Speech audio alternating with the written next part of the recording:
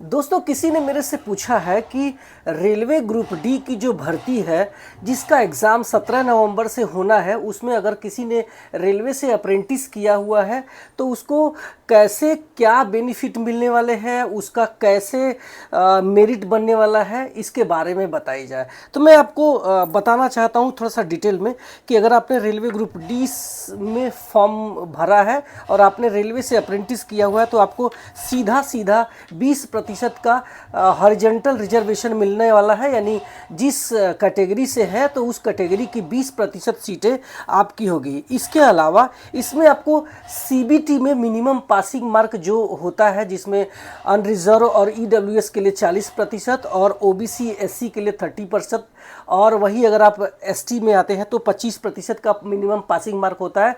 But अगर आपने railway से अप्रेंटिस किया है तो ये आपके सीबीटी के लिए लागू नहीं होगा है। इसके अलावा आपका कोई भी फिजिकल टेस्ट नहीं होगा और ना ही आपका कोई भी ट्रेनिंग होगा ज्वाइनिंग के बाद।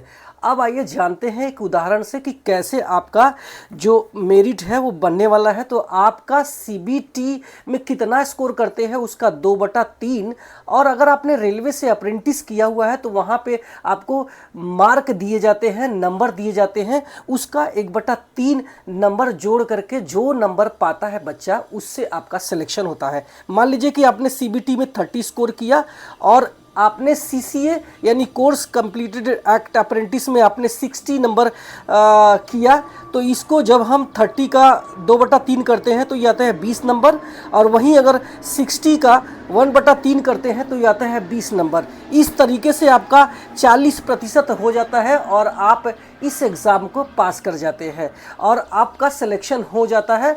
तो आप मिनिमम एटलीस्ट 40 से ऊपर ही करें। अगर 100 नंबर का सवाल है तो आप 40 से ज़्यादा आपको करने चाहिए। और आप इस तैयारी को मजबूत करना चाहते हैं तो किरण पब्लिकेशंस की ये किताबें जो स्क्रीन पर है, इसको लेकर के आज से ही अपनी स्टार्ट कर दें तैयारी। इससे आप बेनिफिट मिलेगा, आप रेलवे में एग्ज़ाम में पास हो सकते हैं, सिलेक्शन आपका हो सकता है। Thank you so much.